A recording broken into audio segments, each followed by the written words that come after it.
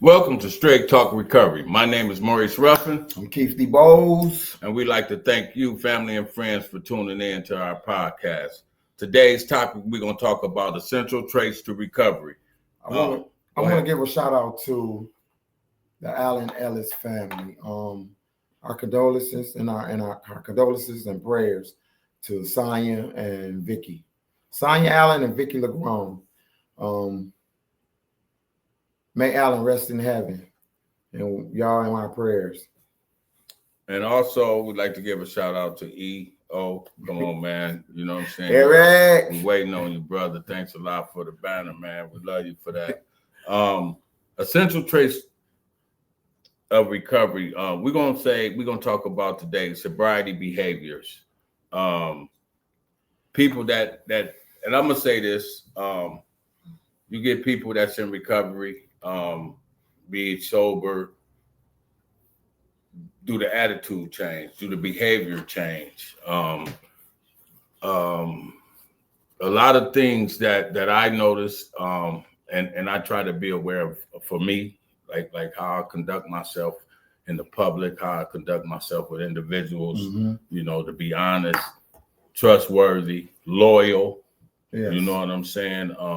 And stand and them boundaries. We was talking about that last week, you know, stand my boundaries, because I think it's very essential to that as far as building your character. You know, we still hold on to a lot of bad behaviors or thinking patterns. And I'm also want to say this, and give me what you feel, what you think about abstaining from substance as far as sobriety behaviors. Well, I'm gonna go a little further. The way I abstain from the substances is staying away from old people, places, and things. Right. Old triggers. Right. Just staying in a society today that I can get what I need. Meetings, therapy, right, stuff like that.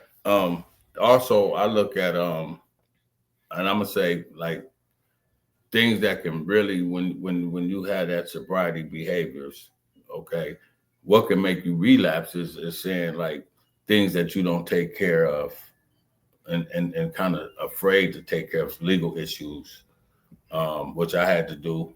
You know, after my relapse, I had to take care of some legal issues. Right. And that was one of the hardest things for me was to turn myself in. Oh, you know, yeah. They probably still be looking for me. Right, right. When you say Mr. Scon, you know what I'm saying? I'm like this, you know what I'm saying? I'm in stride. Right.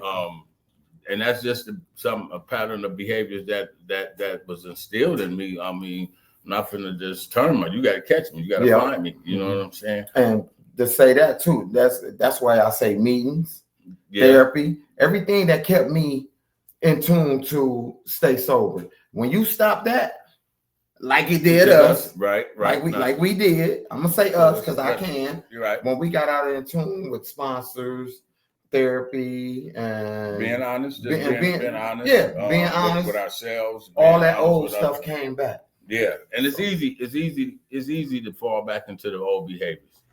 You know, and I can say for now, like now, I try to be diligent in my recovery. You know, right. I like to go to certain meetings. I like to go other places to other meetings to hear other people's story because it's a reminder. And it also, I hear something new that helps me to come back home and say, like, damn, that was something deep. It was something different too. Yeah. I can recall a young lady saying, you don't have to fight every battle.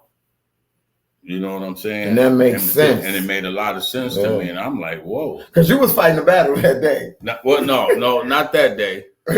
Just the other day. Just the other day.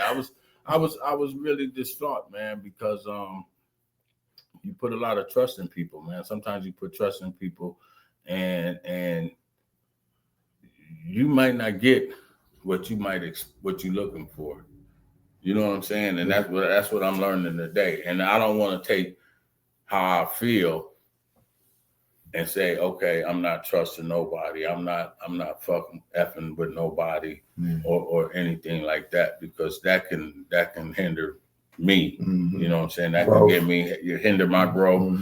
And I could be misjudging, you know what I'm saying? But I learned to have balance now. You know what I'm saying? I when I go to work, when I come home from work, you know, I'm not, work is off.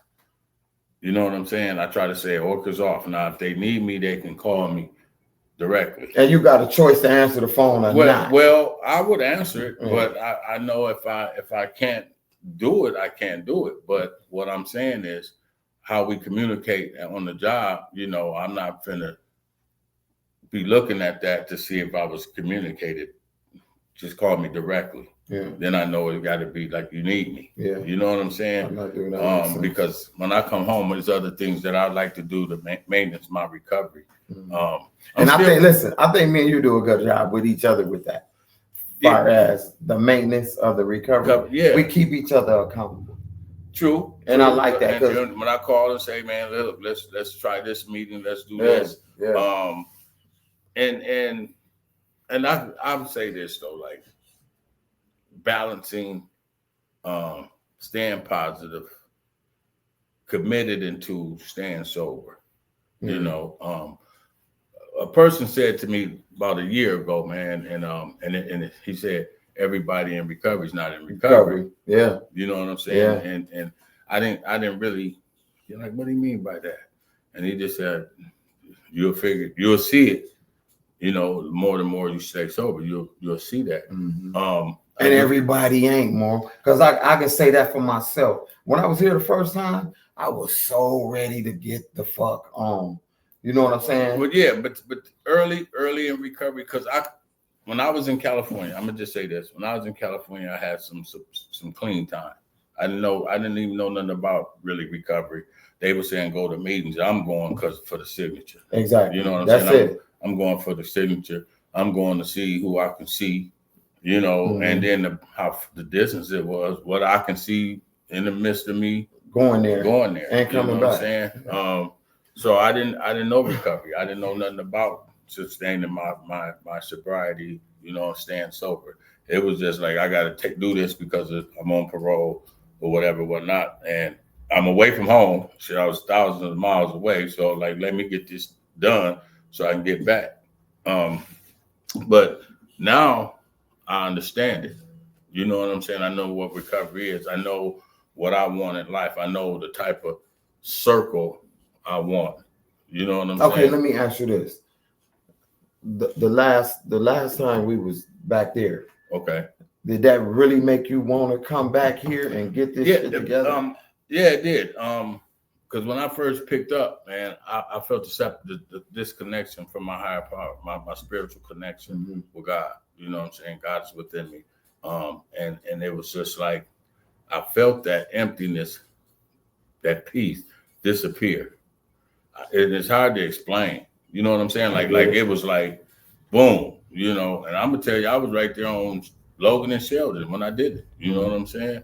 I'll never forget it, because it was like, what the, you know, and it wasn't guilt. It was like I felt his presence leave me. You questioned it. You know what I'm saying? Did you question it? I did. I knew I wanted to do it because it was always there. I'm thinking I can do it one more time. Would you say you had a reservation? I always gonna have a reservation. But I mean, not being honest, like I'll be honest with the shit. Like I tell people, if I can probably smoke crack and keep my job and do this and still have money and whatever, I probably smoke crack. But you can't. But I can't. Exactly. You know what I'm saying? I know I can't. I know I can't pick up. I can't even smoke weed. I can't take a drink.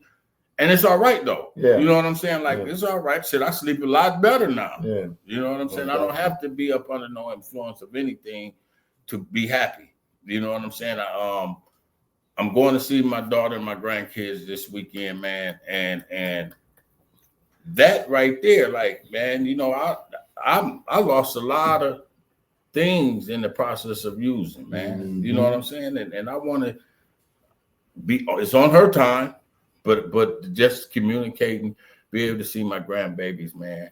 it's like, damn, I'm gotta learn how to be a granddad. Mm-hmm. I gotta learn how to be a dad. Mm-hmm. You know what I'm saying? And she's giving me this opportunity. You know, I made my amends with one of my sons. You know, I lost one of them, and then I got another one. That's another story. But in the process of my daughter coming, now at least I got some type of connection. Right. You feel me? I got some connection. We on the same line. I just got to make it a full connection, you know, and I got to allow her to plug it all the way in. And that's got a lot to do with what we talking about. Yeah. Central traits and recovery. Because when you get recovered, or I can't even say recovery, when you get clean and get clean time under you, you get a lot of shit back. And that's the steps. But for the AANA people, y'all know what I'm talking about. You know, those promises. Yeah. And one thing I'm gonna say, I like loyalty. I like the trustworthy. I don't want to have those feelings of when we was out being in the streets or whatever, like you don't know if you can trust this person. I don't want that. I don't want to be around nothing like that. Like that irks me to the core. Right. You know what I'm saying? If we are connected, we connected. You know what I'm saying? I know exactly what you're saying. Because it's hard to find people that's just genuine. You know what I'm saying? I just want genuine, my circle, my umbrella to be genuine. You know what I'm saying? Mm-hmm. With boundaries. Everybody got boundaries. We got to have that boundaries, but our friendship has to be genuine. Mm-hmm. You know what I'm saying? Like, can't nobody tell me I know Keith. You know what I'm saying? Yeah. I can get mad at you. Yeah. And some people say, man, y'all fuss and bicker and this and that.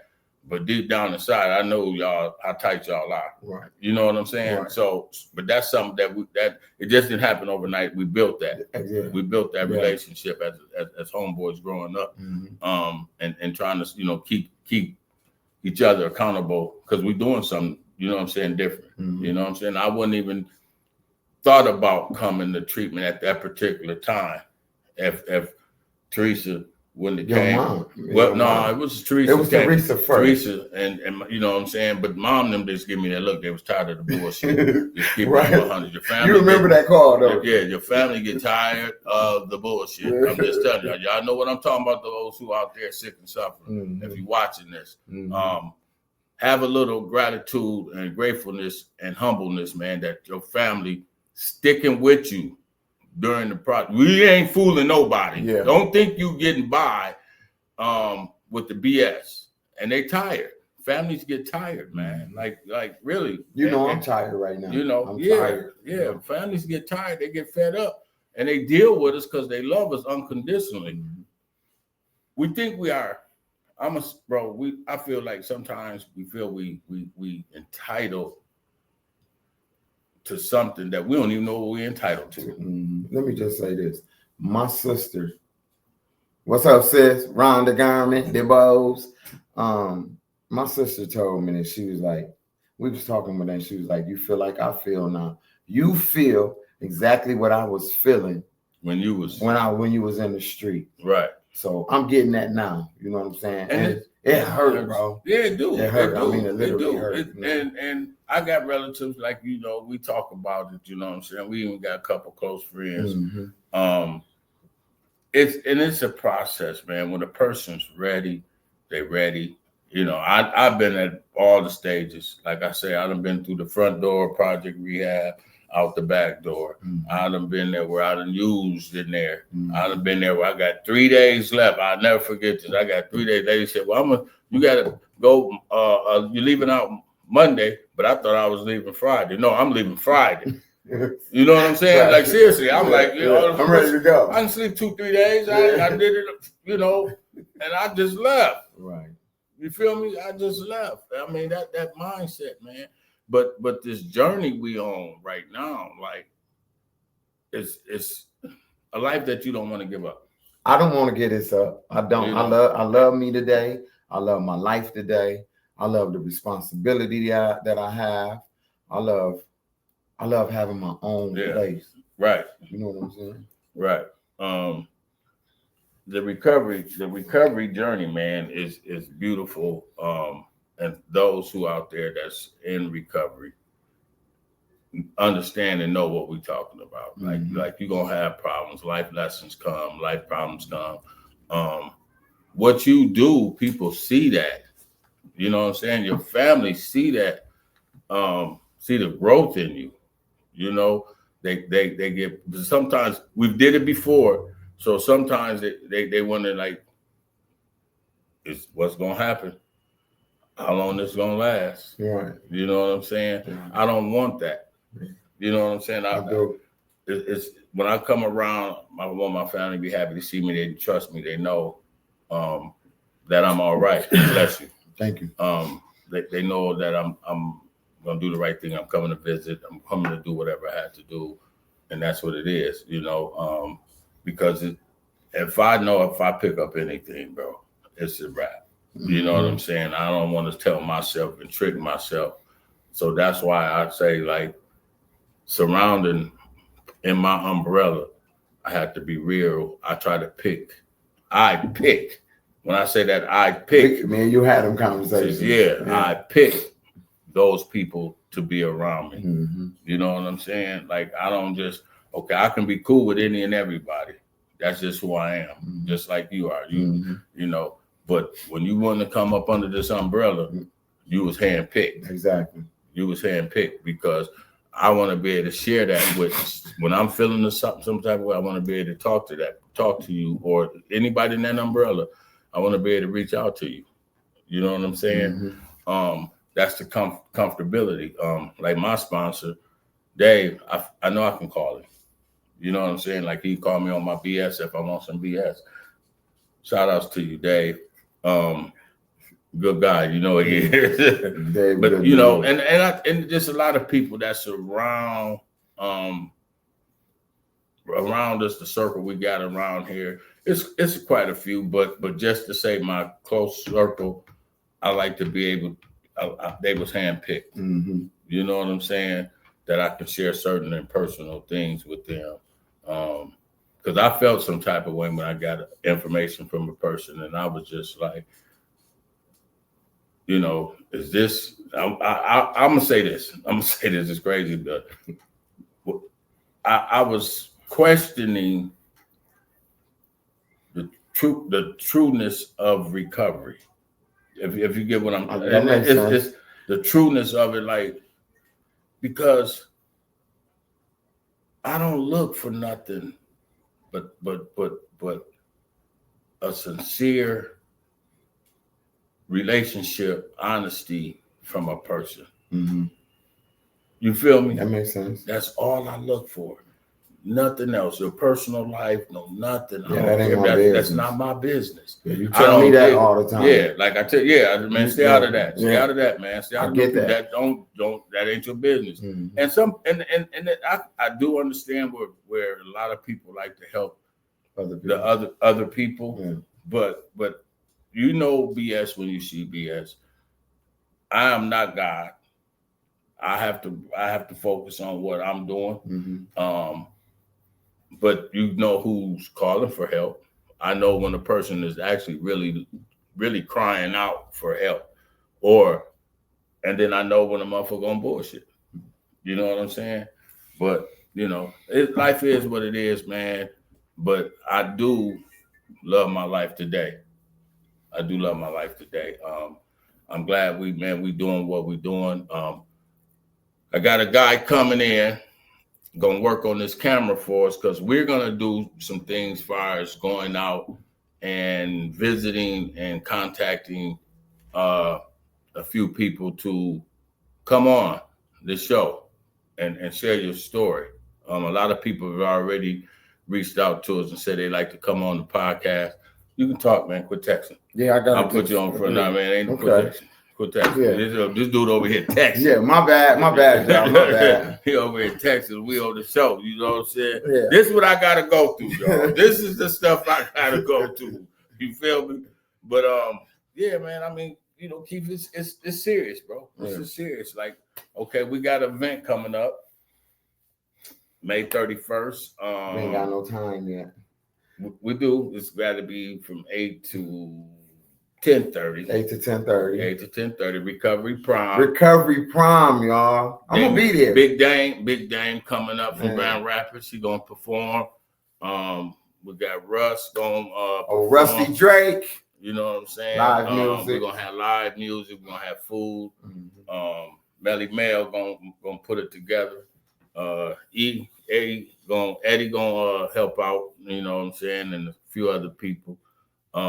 So this is Straight Talk Recovery. You got a saying you got to say, bro. You ain't even have it. See, that's remember. Okay. Life is choices, and what you choose is what you live with. We're gonna switch it up for y'all every week, man. We're gonna get y'all something every week. And I'm gonna just say this: if you stay ready, you ain't gotta get ready. Peace. What's my man at?